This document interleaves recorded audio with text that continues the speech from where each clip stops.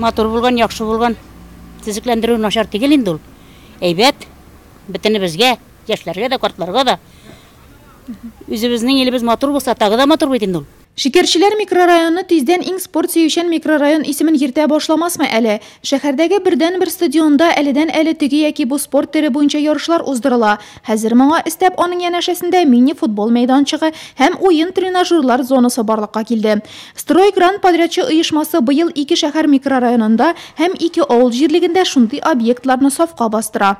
Всего у нас было запланировано 4 площадки. Төзелүче 4 объектның икесендә мини-футбол өчен мәйданчык һәм балалар өчен уен зонасы каралган.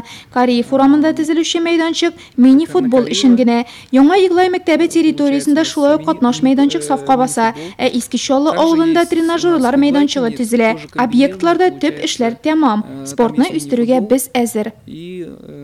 Комбинированная, то есть площадка. Хәзер төзүчеләр соңгы эшләрне барлый. Электрчылар спорт мәйданчыгын яктырту мәсьәләсен кайгырта. Бала чага заманча мәйданчыкның уңайлыгын сынап караган инде.